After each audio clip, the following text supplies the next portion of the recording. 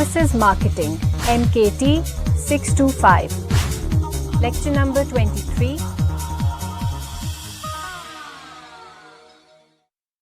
Assalamu alaikum Khawateen wa Hazrat. Wasim Hassan welcomes you to lecture number 23 of Services Marketing MKT 625 at the Virtual University of Pakistan. We are still in the process of learning as to how to fill gap number 1 that exists between expectations of customers and perception of management. And the reason this gap exists is because there's a difference between the two. Management thinks one way and customers expect the other way. And in order to understand how to fill that gap or eliminate that gap by 100% or eradicate that gap to the extent possible, because we have had grounding in 3 different strategic areas so far. The first one has been about marketing research. The importance of marketing research is something that we have understood very well in detail by looking into different kinds of studies that we should carry out as providers in order to be close to the customer so that we can really understand what he or she expects. And in order to fully understand those, we use the facts that we find with the help of marketing research. There are different studies that we can employ, and you will recall experts insisting that we have to have a complete composite program which consists of so many different studies that we should carry out from time to time. The other strategic area that we have learned in order to understand how to fill this gap is about segmentation. And you will agree with me that we have to get into the study of segmentation to fully understand the structural attractiveness of segments in order to be able to draw a match between that structure and our resource capability as providers. In case there is no compatibility between our resources and what the market or different segments demand, that we should not go ahead with selling of certain services that we may be contemplating to start selling or are selling. We should discontinue in that case. The third area that we have fully understood is relationship marketing, which is an extension of the segmentation process. After having understood in clarity what are the segments that provide us the highest level of promise in order to be able to start selling our services to the fullest possible satisfaction of our customers, we really can have looked at that area in quite very detail. And like I said, it is an extension of the process of segmentation. We are not yet complete with all these strategic areas that we should be mastering in order to understand filling that gap. The fourth area, and which happens to be the last area, is recovery. We have to develop as providers certain skills which are known as recovery skills in order to fill that gap, and we fill that gap by staging certain recovery strategies. Now, why is it that we have to stage those strategies? Stems from the fact that the best of the companies in the world, with the best of intentions they may have, they still run into failures. And recovery basically is the name of fixing service failures. Whenever a service fails, we have to do something about it so that we can satisfy our dissatisfied customers. Recovery, therefore, takes on an added importance because this is where we really can win over those customers who may go the other way, meaning who may start contemplating switching of the supplier, and therefore we have a chance to win them back if we can stage recovery strategies very effectively. The reason these customers start feeling more loyal toward the company is that they can see the providers walking an extra mile in order to satisfy them. And when they realize that commitment on part of the providers, they become more loyal. As a matter of fact, they become so loyal to the company that there is a feeling and a debate among many providers to stage some kind of a failure at a certain stage in order to make their customers more loyal. And this is what they call recovery paradox. But this is not a good strategy which I would suggest you people kind of exercising, because it is very difficult to stage a failure and then a subsequent recovery strategy on purpose. Therefore, avoiding this recovery paradox is the best strategy that we can have. The fact remains that by staging recovery strategies, providers can continuously improve their processes. And by making mistakes over and over again and then fixing those, it brings in perfection on part of the providers. Now, there's got to be a limit to making those mistakes, and once these processes stand fully foolproof, then there should be no room for making any further mistakes. And that precisely is the reason that many companies like to go for zero complaints. That is a philosophy that I'm going to discuss within the lecture today. The important point to register here is the understanding as to when you start realizing the need for staging these recovery strategies. Well, you start doing this as a provider when you start getting complaints. So in other words, if you do not get complaints from dissatisfied customers, you think everything is fine and all the strategies are in place, and therefore there's no need to bring about any improvement. As a matter of fact, what is happening is your sales are eroding, and there is something which is going wrong in the marketplace on the strategic front, and it happens at a particular point in time that you realize the negative impact of all that has happened until that point. So in order to realize that something has gone wrong, you have to have people who can complain. So when you start getting complaints, it is a good situation, and the fact is that people who do not complain are not really your friends. And people who complain can be the best friends of the company, because they offer you the opportunity and luxury to fix things and then to stage recovery strategies. There are different kinds of people and complainants who complain to the companies at different occasions in different styles and manners. But the overall two categories are the ones that comprise of complainants and complainants. And what I have pointed out so far is that non-complainants could be very dangerous for the company. And they are the kind of complainants who you call passive ones. Passive complainants are, or passive customers are those customers who do not complain. They think that complaining is against their value system. That could be one reason. They think it is not really worth it because the process of lodging the complaint is a pretty lengthy one. It's complicated, and what you get at the end of the day is not really worth it, and therefore they do not complain. They also do not spread negative word of mouth, and they do not really talk with third parties. So in other words, they are the kind of customers who are angry, who are disappointed and frustrated, but then at the same time they do not complain to you. They just switch suppliers. They go to somebody else and start buying that service from one of your competitors. So therefore they can be very threatening to the future of the company. Just imagine if you have a huge chunk of passive, dissatisfied customers who do not complain, not really giving you the opportunity of looking into what has gone wrong, and you really can be in great, great trouble. The other category of dissatisfied customers is what they call voicers. The voicers are the ones who really can be good friends of the company, because they are the ones who voice their concern. They complain to you.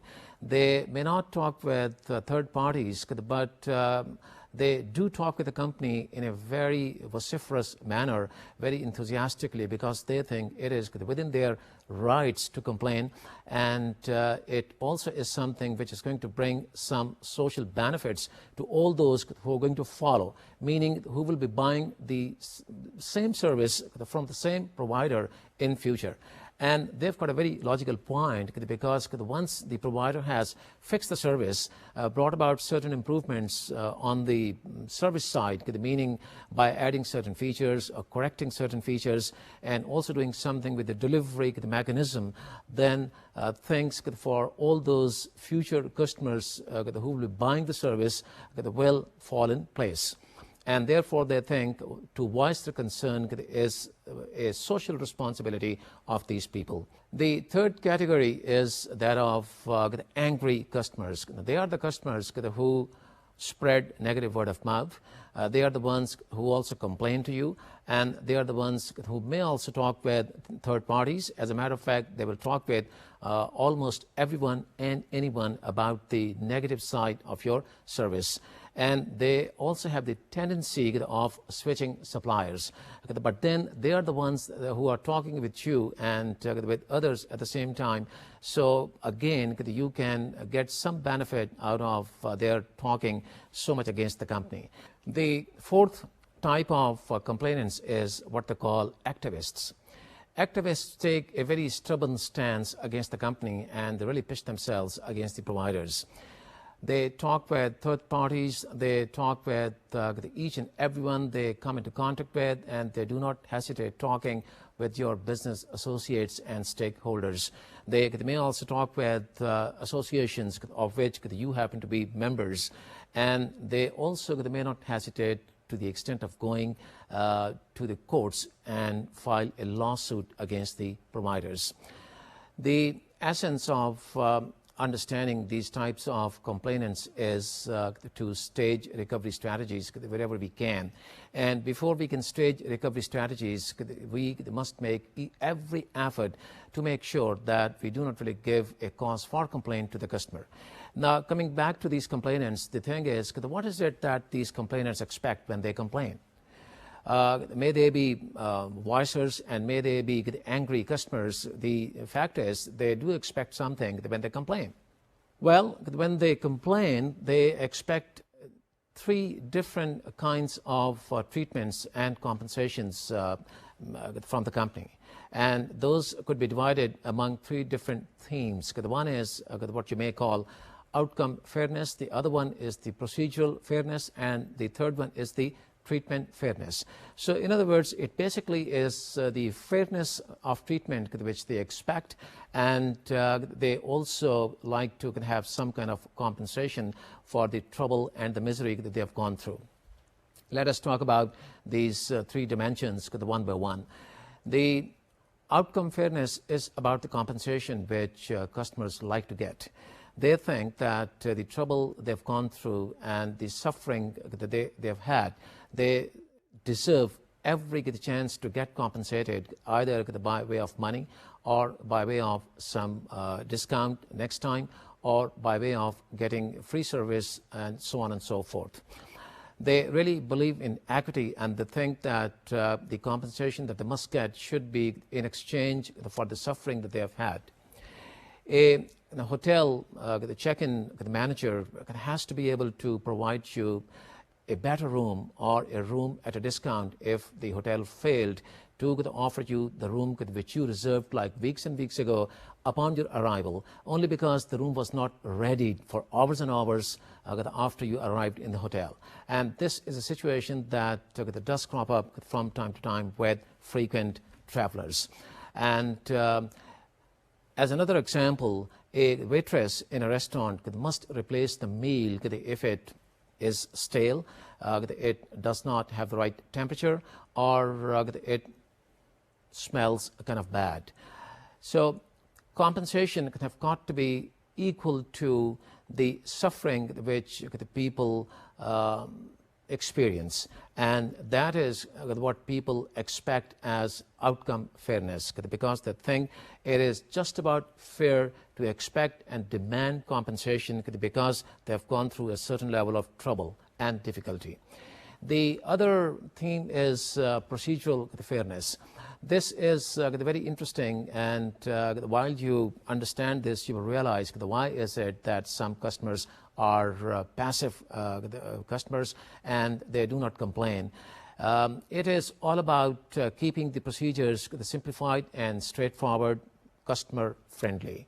What really happens in most of the cases is that the procedures for you to file a complaint as a customer are so complicated that many of the customers shy away from lodging complaints.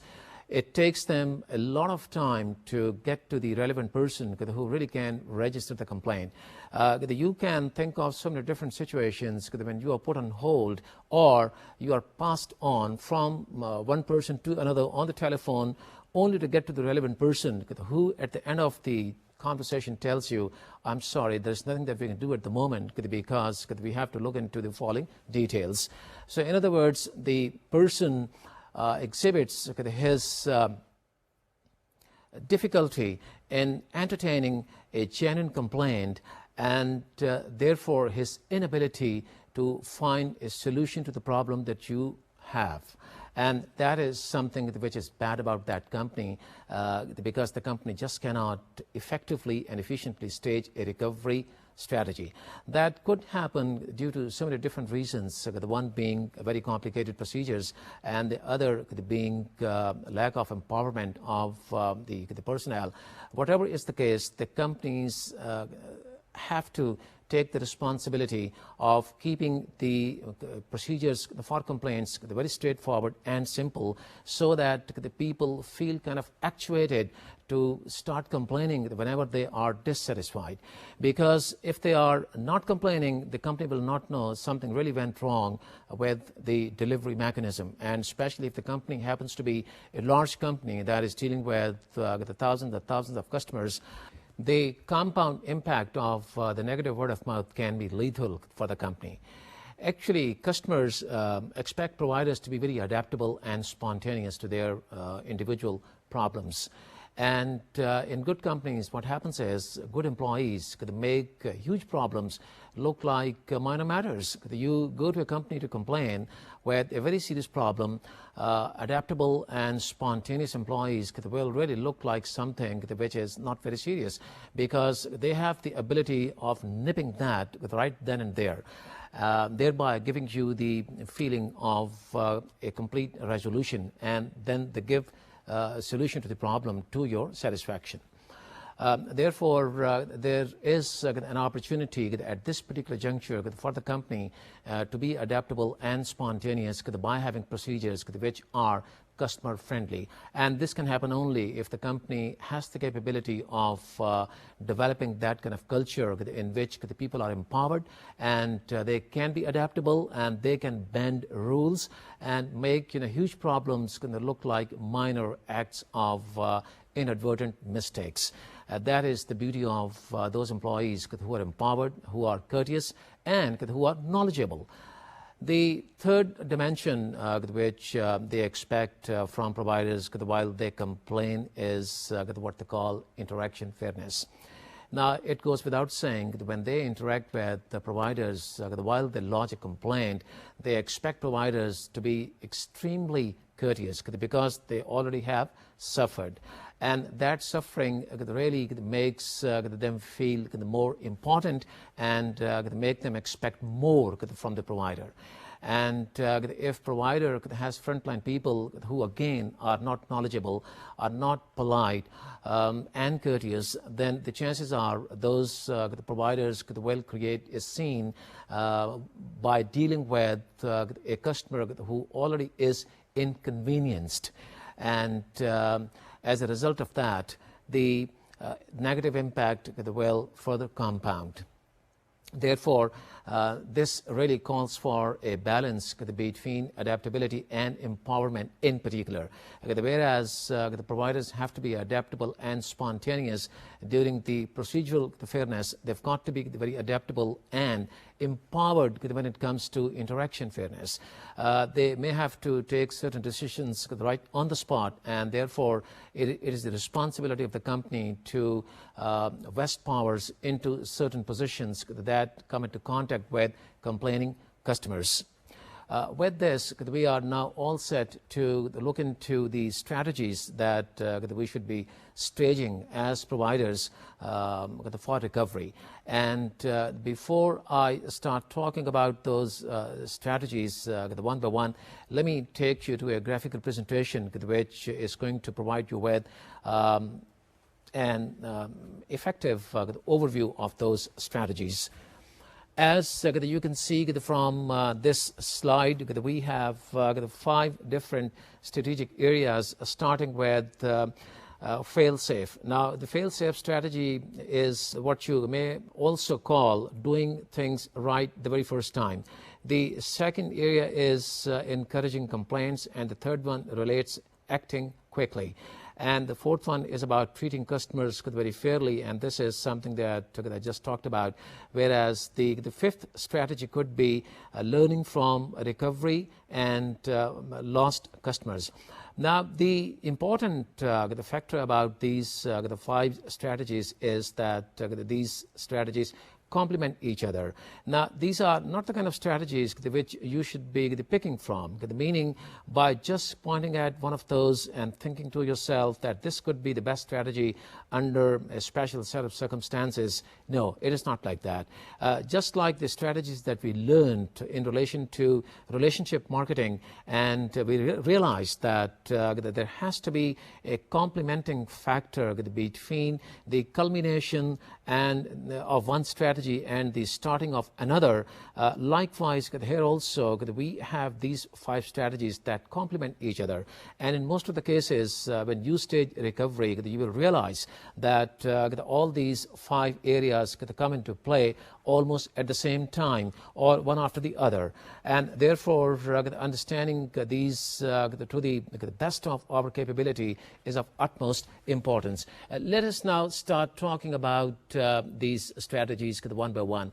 Doing it right the first time means that we're not making any mistakes and are not giving any cause for complaints to our customers. This is the most ideal situation, but the fact is, in real life, it doesn't really happen all the time. There are certain ways and means at the disposal of providers to make sure that they do not really make any complaints by adhering to certain procedures. But then failures do occur. And like at the beginning of the lecture, I pointed out the best of the companies with the best of intentions can also run into failures. So what is it that providers can do? Well, just like in manufacturing, they follow the philosophy of total quality management. The service providers could also have started realizing the importance of that philosophy. Not that they really can fully implement that philosophy in services. They do strive hard to follow certain aspects of that philosophy in order to make sure that there are 0 defections, meaning there are no customers who leave the company. When we are making sure there are no complaints and when we're not making any mistakes, we are basically doing that in order to make sure that our customers are not dissatisfied and they do not defect the company, they do not desert us. And in order to achieve the goal of 0 defections, service providers could also have started implementing the concept of quality management. Now, quality management, I must point out, is not a set of techniques. It basically is a philosophy, and that is the reason that providers have started following that philosophy. And by exercising efforts on the front of 0 defection, there are certain things which service providers have started following. In the first place, they have started to developing a culture within the organization which is centered on customers, meaning which has a very sharp focus on customers and which really talks about and exercises the customer-friendly atmosphere within the organization. In order to develop that culture, we really have to educate our colleagues, meaning the people who basically are responsible for delivering the service about the concept of the 0 defections. Zero defections, like I said, really means that nobody should leave the company. And in order for us to start working to achieve that goal, we have to understand in the first place the lifetime value of our customers.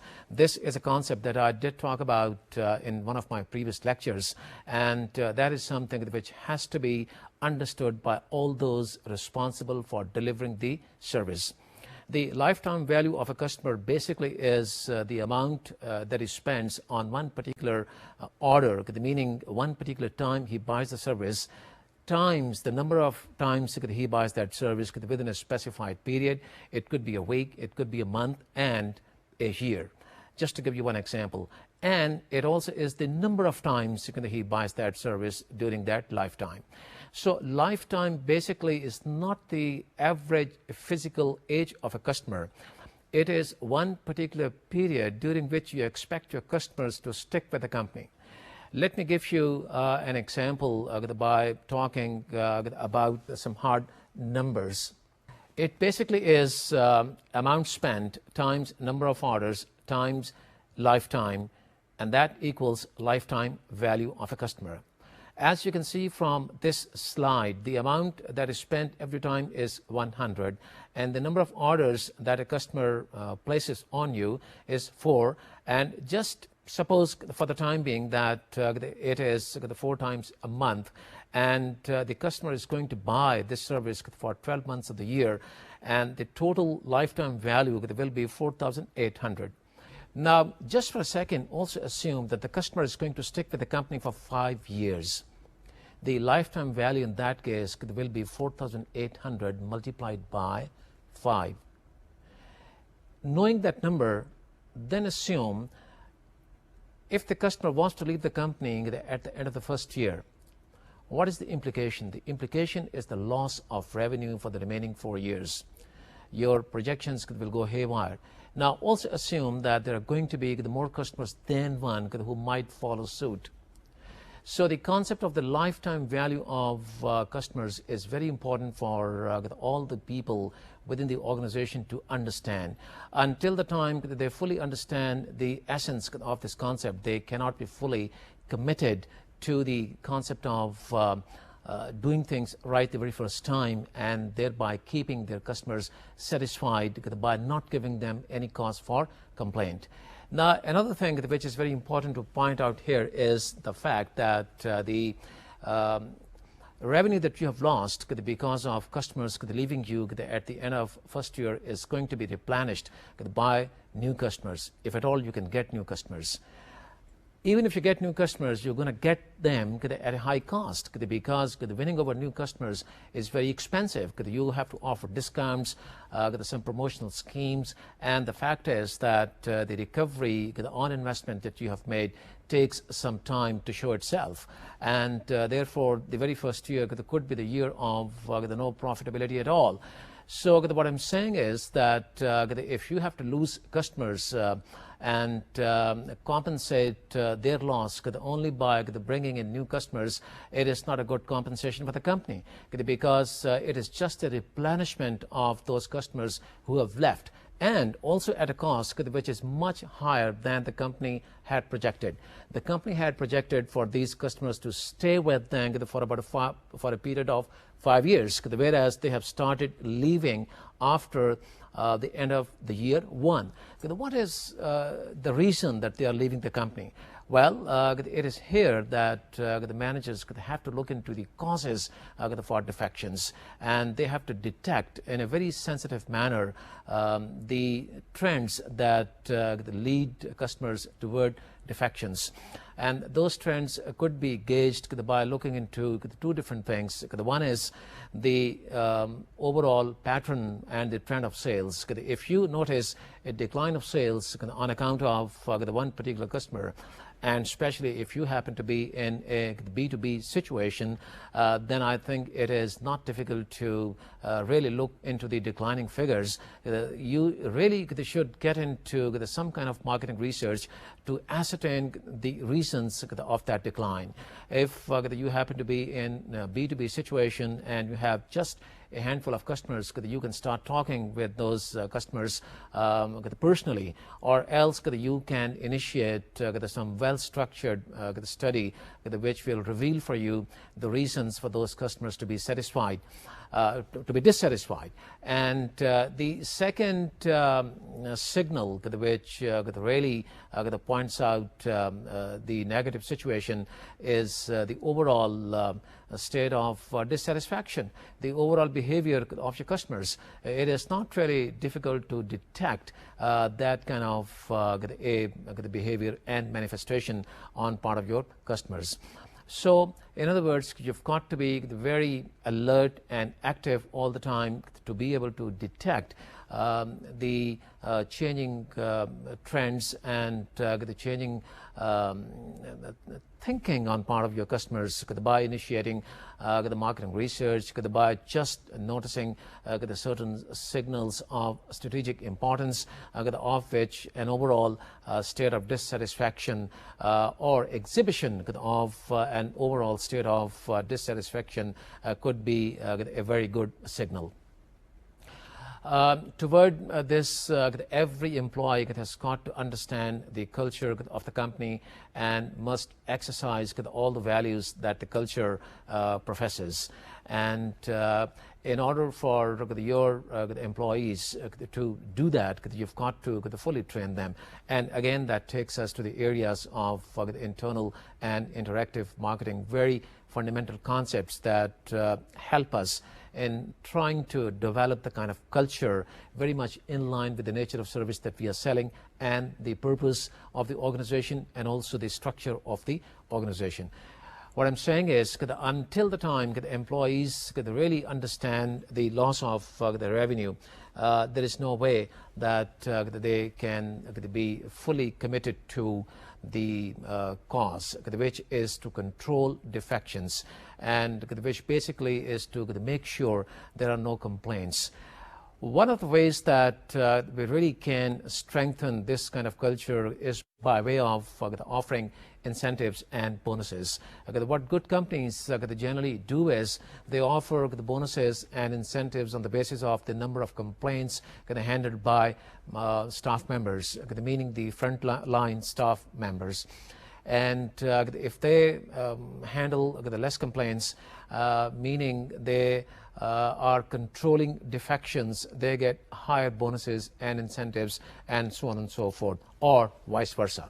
In the absence of these incentives, we can say that the employees may not feel wholeheartedly committed to the cause of total eradication of complaints.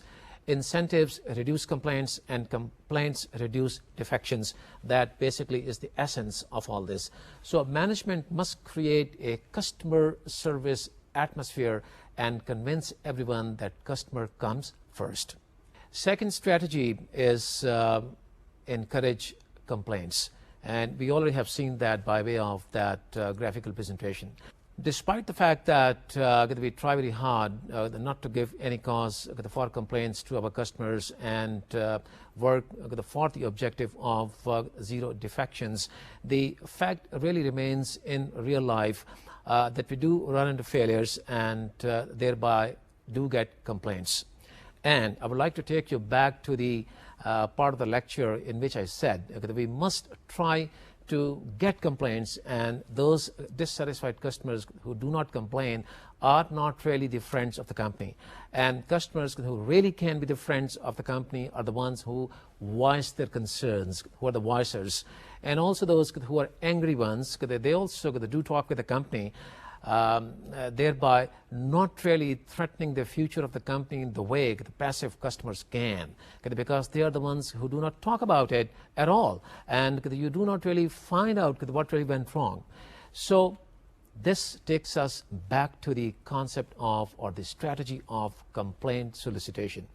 I also can say that this should take us back to the marketing research study of complaint solicitation, whereby we make an effort to seek complaints, that we do not really wait for dissatisfied customers to come back to the company for the plain reason that many of them never come back and they go elsewhere, meaning to competition.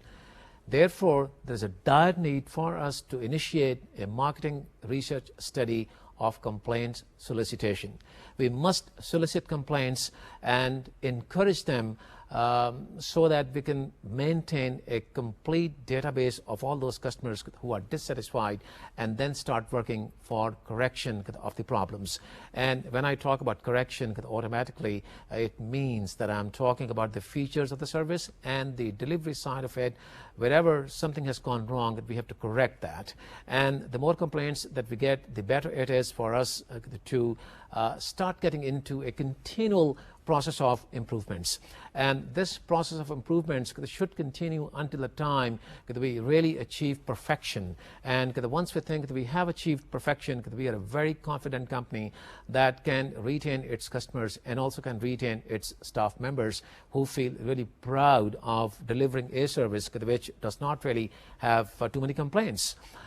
Another way of encouraging complaints is by way of initiating critical incident studies and lost customer research. These two the methods could be really very productive because they pinpoint why customers are dissatisfied and what could be the actions which you should be taking to correct the situation. And again, it takes us back to the two types of customers, meaning angry customers and passive customers. Angry customers, like I said earlier, are your best friends because they voice their concern, and it is because of their complaints that you are in a position to correct the situation and then win them over. Passive customers could be dangerous because there is no opportunity of winning them over. They do not really offer us the luxury of setting things right. There is a need for the company to encourage customers to complain because we have to keep on working on improvement of processes and then make corrections, and this is something that I have rubbed in over and over again. And in order to facilitate this kind of a culture, what we really can do is initiate things like the toll-free numbers and some kind of internet support whereby people can lodge their complaints by sending emails or something of that sort. This really encourages those customers to start complaining who otherwise might feel shy or who think that complaining is not really worth the effort because there is nothing that's going to happen. The company is not really sincere with the customers and it doesn't really believe in correcting the situation. When you have these kind of supports at the disposal of dissatisfied customers, the chances are that many of them who may have decided not to complain, they may start complaining, and that is all about encouraging complaints. The next strategy, as you saw on the graphical presentation, is about acting quickly. No matter how much we work hard on encouraging complaints, maintaining databases of dissatisfied customers, all those efforts will go waste until we start acting quickly. The moment we receive the complaint, we have to get cracking in order to resolve the problem. Because acting quickly really gives our customers the feeling that we really are committed to the cause of the customers.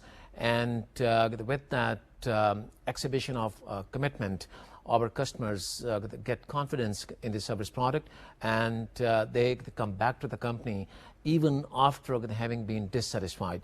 And that is why I said many of the dissatisfied customers end up being more than satisfied and loyal customers compared with if there were no complaints and there were no recovery strategies. Meaning after you stage recovery strategies, these dissatisfied customers end up as customers who are more satisfied than otherwise they would have been in the first place. In order to act quickly, we have to educate our people about recovery skills. And recovery skills basically dictate that each and everyone within the company should be able to pinpoint the root cause of the problem, meaning the service failure, and they should know the solution. If he cannot find the solution himself or herself, they should be able to refer immediately to someone who can resolve the problem at the spot of the moment. Therefore, taking the action then and there is the essence of acting quickly. The problem really occurs when people get the feeling they are getting a runaround and they're being passed on from person to person on telephone, or when they happen to be at the servicescape in person. And that is a situation which causes a lot of frustration on part of the customers who think that the company really is not sincere in resolving the problem. The recovery skills are so much important that many good companies in the services sector have made the responsibility of each and every employee who is the first one to come into contact with a complaining customer to start working on the resolution of the problem. The employee must tell the customer to rest assured for resolution of the problem. And the customer must get the confidence that the problem will be solved immediately. This really calls for the empowerment of the employees and the clarity of the one particular objective of recovery. This is what you may call easier said than done, because it poses a lot of challenges to organizations in terms of deciding what levels of the management and the other workers have to be empowered with what kind of recovery the mechanism and strategies, because it brings into question the ability of the management to empower their people with all those tools and resources that the people require in order to solve a particular problem. As you can well imagine, if it is anybody and everybody within the organization to take care of the problem of a complaining customer, then the challenge of empowerment and adaptability takes on added importance within the organization. And this is something which again can be supported with the help of incentives and bonuses. You can announce, as providers of course, the bonuses and incentives for all those people who really can solve complaining customers the problems without much difficulties caused to the complaining customers. And after having devised and defined certain standards within the organization relating recovery skills, you can come up with a well-designed system of recovery strategies on this particular front. The next strategy that we have to understand is the treatment of customers, and this really takes us back to the three dimensions of those the treatment levels which customers expect while they complain. And do not forget, they are complaining at a time when they already have suffered. They are dissatisfied customers who have come back to the company with certain complaints, and therefore you have to offer them fairness on three different fronts. You've got to be very fair in terms of compensation, and no stingy strategies and policies, no runarounds, the immediate resolution of the problem, offer a free service or a discount or anything at customers' terms. That's very important.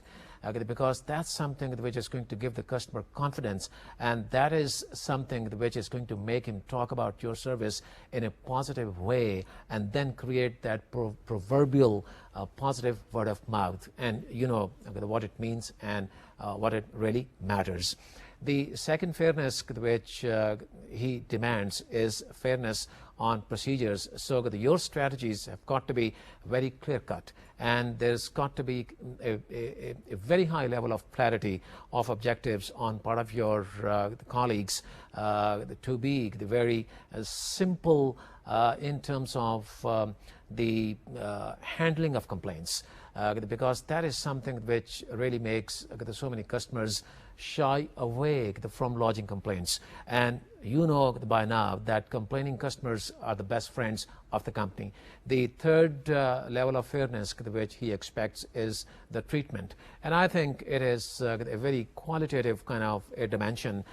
You have to have the staff members who are very skillful, and they've got to be knowledgeable, very courteous, and must know what they are dealing with. And that is not a simple strategy, because it really takes us back into the area of human resources, and we've got to relate all that with the purpose of the organization, and then see the kind of people we need for different kinds of jobs, and the kind and the level of training they require in order to be able to offer good recovery strategies and solutions to dissatisfied customers. The next one is the strategy which dictates that we must learn from recovery and from lost customers. Now, when I say we must learn from recovery, the meaning from all the strategies that we have implemented, and that is why I said these are the strategies that complement each other, and these are not the ones among which you can pick the one and start working on that. Mostly and generally they work in combination with each other. So we must learn, after having prepared a complete database of dissatisfied customers, what is it that caused dissatisfaction, and where the company went wrong, and we must learn in order to make corrections, and we must make corrections in order to be perfect. And perfection is the ultimate goal. When we have perfection, we can talk with a lot of confidence, and we can start giving guarantees, which is going to be one of the very important tools of recovery strategies, and which probably I'll be talking about in the next lecture for the paucity of time. But my point is that we must get to the point of perfection so that we can talk with our customers with a lot of confidence.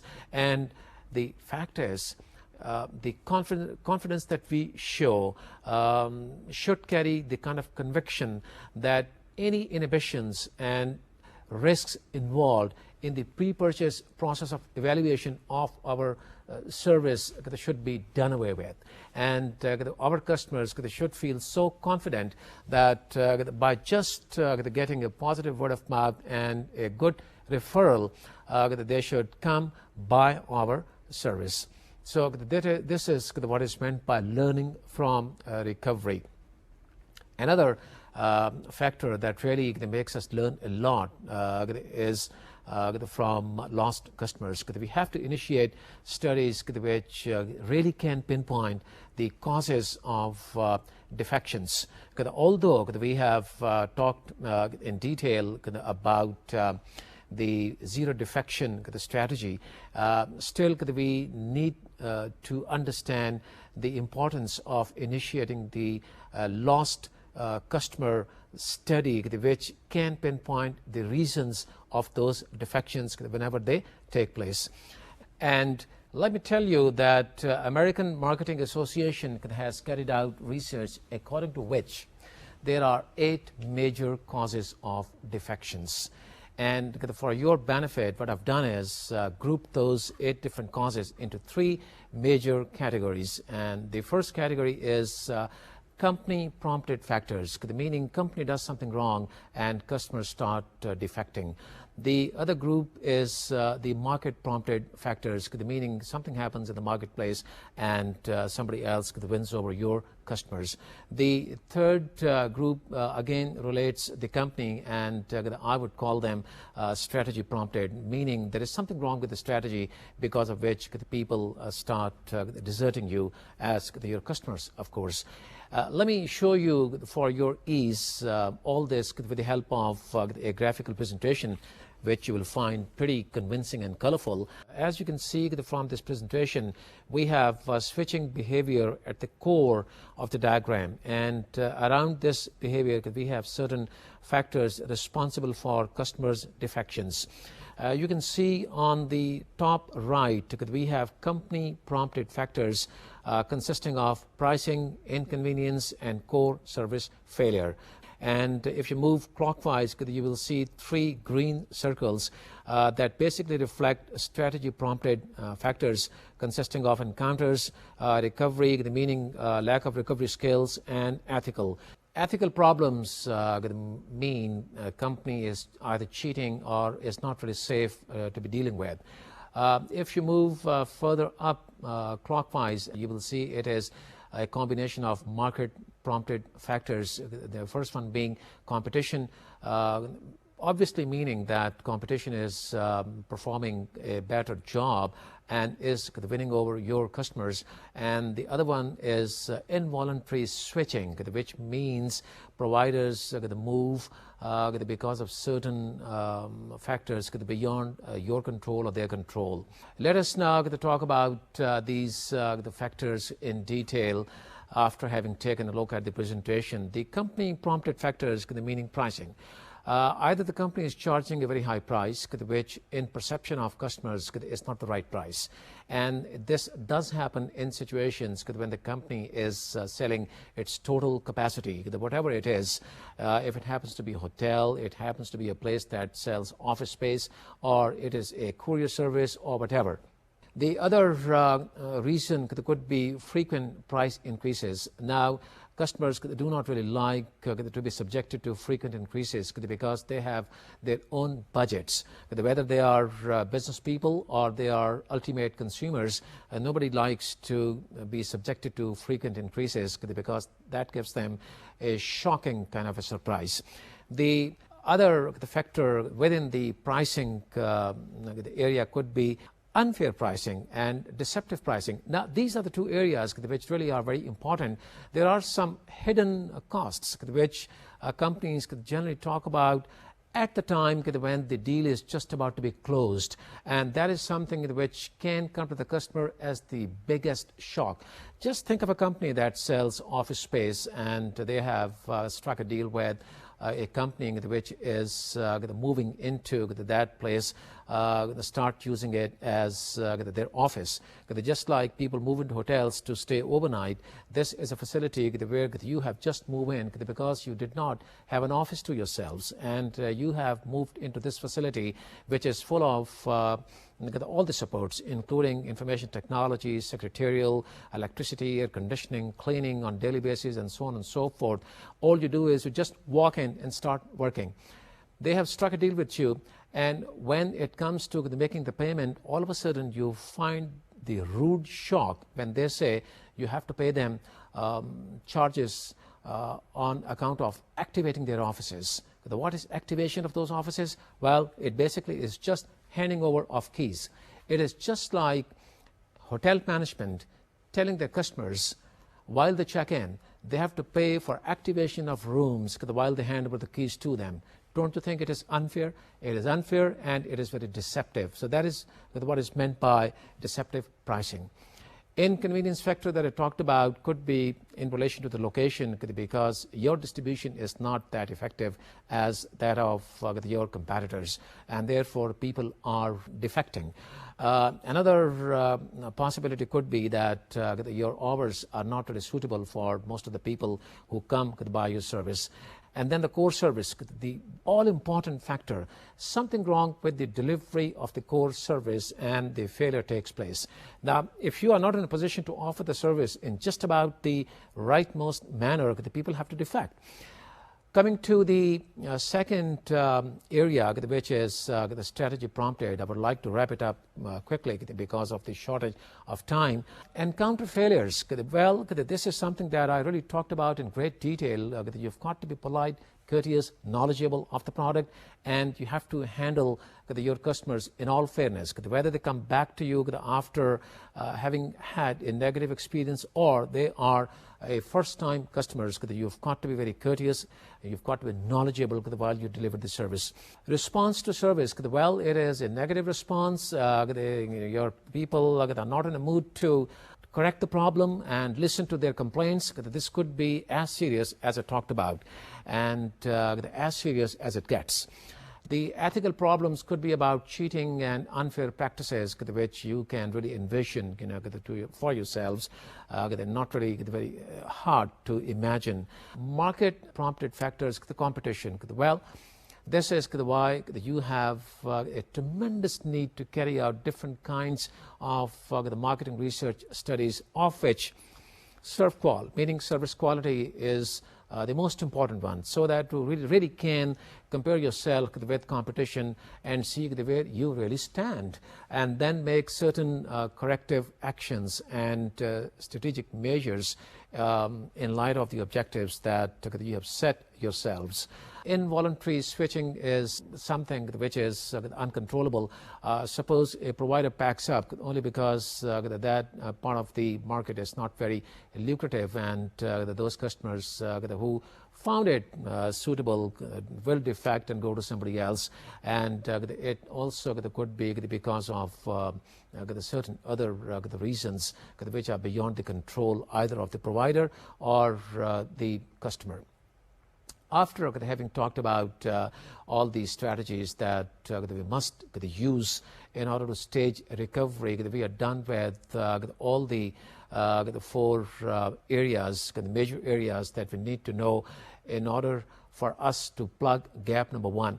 However, there is one more sub area relating to recovery, which is about guarantees, and I did point that out in the lecture, and that is an area that I'm going to talk about in the next lecture, so that we can really complete our understanding of all the strategic measures at our disposal as service providers to eliminate gap number one. If we cannot totally eradicate it, we can at least minimize it to the extent possible, and that is the challenge for service marketing managers. With this, I would like to thank you for your attendance, and I really look forward to talking with you in the next lecture, which I shall be starting with guarantees. Thank you very much, and Allah Hafiz until then.